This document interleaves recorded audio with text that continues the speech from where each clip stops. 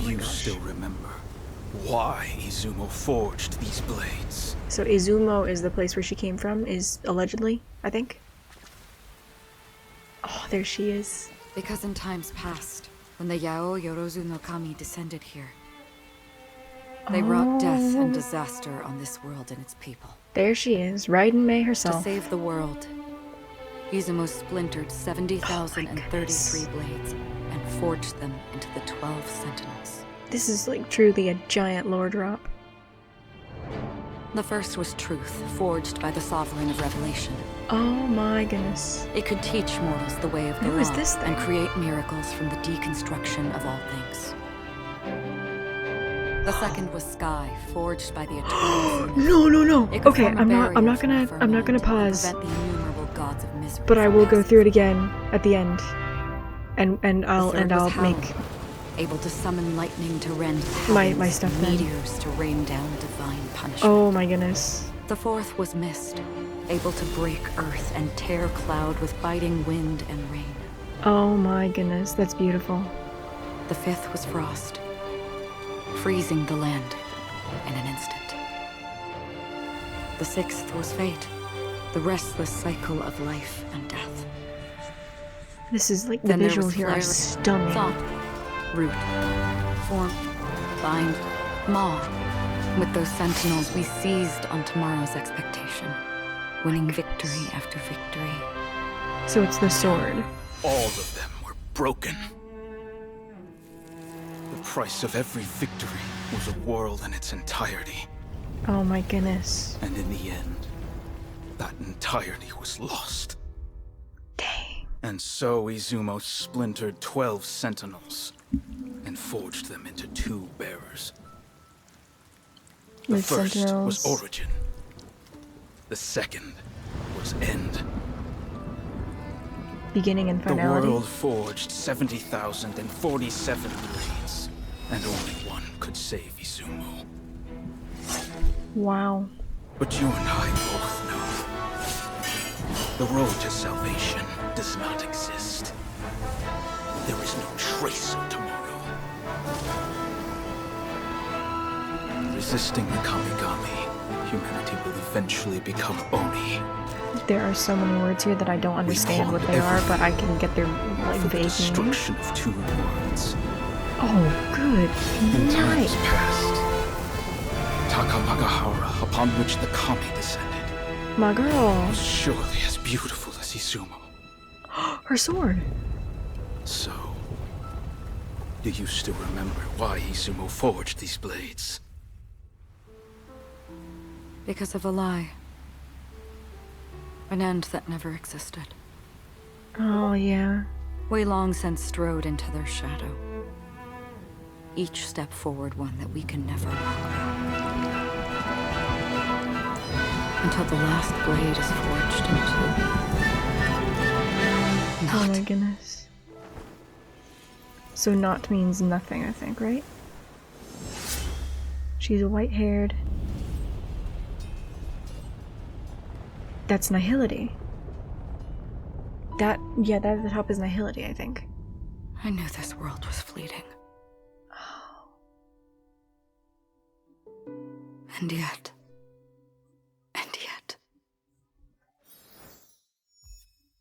My girl. Okay, let's do this. Let's start from the beginning. I heard a little bit about this legend where basically it's they made this thing, a bunch of swords to defend a land that was never truly in trouble. But it's like they brought about the end. It's a self-fulfilling prophecy. Alright, let's do this. Do you still remember why Izumo forged these blades? So that's Acheron right there, I think. And that's her, definitely. When the Yao Yorozu no Kami descended here, The Yayo Yuruzo no Kami. All of these words are very much, they sound very Japanese. I don't know if they actually mean anything in Japanese or if they just sound like Japanese. Either way, the vibe that I'm getting is Inezuma, you know? They're calling it Izumo. Making them deliberately similar is what I believe. She is the Raiden Shogun. That's pretty much either her or a variant of her. So the Sentinels is what she's talking about here. The first was truth, forged. Okay, and if you don't know anything about Honkai Impact 3rd, the Sentinels seem to be a reference to the Herishers of Honkai Impact 3rd. So this looks like what Bronya was. I wonder if Bronya will become, if they'll like bring Bronya back in Star Rail and she will become more like her Honkai Impact 3rd version where she is bionic, where she is this incredibly gifted hacker or something along those lines, or if they just gave all of those qualities to Silverwolf. It could teach mortals the way of the law and create miracles from the deconstruction of all things. If I'm remembering correctly, that originally was Welt Joyce. Here's the thing, I just started playing Honkai Impact 3rd within the past week, but I know a little bit of the lore. So I know Welt Joyce was the first Harisher, and if you know anything about, if the name Welt sounds familiar, it should, because the powers of the first Harisher, don't quote me on this, because I'm new to Honkai Impact 3rd lore, but the powers of Welt Joyce were inherited by Welt Yang, who is our Welt Yang. He's not a variant, he's the same person. So I don't know for sure, but that's what I'm The getting. second was Sky, forged by... Now this is straight out of Honkai Impact 3rd. These are Kiana's portals, the Herisher of the Void. Why are there train tracks here? Why are there train tracks here? was Howl, able to summon lightning to rend the heavens. Now that right there, the lightning thing belonged to Raiden Mei in Honkai Impact 3rd, so that's hers. Meteors to rain down divine punishment. I think she even had a dragon in that, didn't The she? I don't fourth know was enough mist, about it. able to break earth and tear cloud with biting wind and rain. So this is at the beginning of Honkai Impact 3rd, I believe. The fourth Herisher is born, basically, at the very beginning of it, and her name is Wendy. She can control wind. She bears some very striking similarities to Genshin Impact's Venti instead of Wendy, Venti. She's got dark hair with like the green on the underside of it, just like Venti does. And so I think they were direct parallels to each other. So I think that's what they're referencing here. The fifth was Frost, freezing the land in an instant. Okay, Frost freezing the land in an instant. That reminds me of how they talk about the Raiden Shogun freezing Inazuma at a certain point in time and keeping it there forever. It's eternity. But I don't know. I wonder if there are any similarities to this that we will see in Snezhnaya coming up. I guess we'll find out. The sixth was Fate, the restless Fate? cycle of life and death. Then there was Similarities to... I'm drawing more parallels to Genshin Impact than I am to Honkai Impact 3rd or anything else in Star Rail. It reminds me of Sumeru, because half of Sumeru is beautiful, lush green, and the other half is full of just nothing. Sand. With those sentinels, we seized on tomorrow's expectation. Yeah, so all of these are winning victory after victory. the Sentinels. And they all die, right? All of them were broken. Yeah. The price of every Pulled victory down. was a world in its entirety. So wait, are we seeing basically Star Rail is the future of Genshin Impact? Is that possibly what we could be seeing? That Tivat is just one planet that some of this originated on? And in the end, that entirety was lost. Dang, that would be And interesting. so Izumo splintered 12 sentinels and forged them into two bearers. The beginning The and the end. first was origin. The second was end.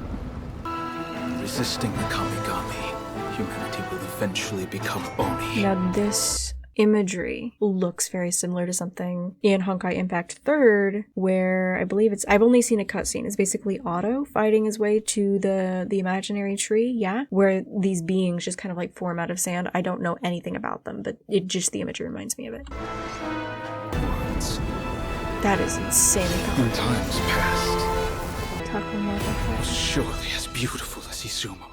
In the beginning and the end break each other. So, do you still remember why Izumo forged these blades? Wait a second. As beautiful Wait. as Okay, we pawned thought hit everything me, and I'm for the destruction of two worlds. don't think there's anything to it, but there could be. A fiery greatsword. I'm making Genshin connections again. The first thing that comes to my mind when I think fire greatsword is Diluc. We don't really have a Diluc variant Takamagahara, upon which yet the Kami descended. in Surely as beautiful Star Rail? as Izumo. We might never. No, nothing says we have to. So, But do I you don't still know. It's remember why Izumo forged these blades. I don't know. Because of a lie, I want to hear this. an end that never existed. We long since strode into their shadow. I think she's saying long since strode into there, as in capital THEIR, as in the eons, as in nihility. I think that's what she's talking about. Until the last blade is forged into... Not.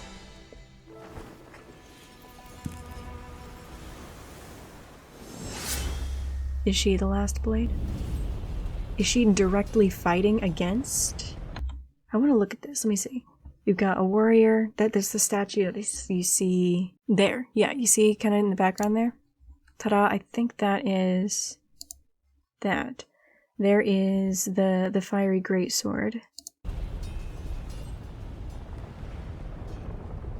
Hammer of fire. The sentinels. It's like we're traveling back through the timeline. Kind of.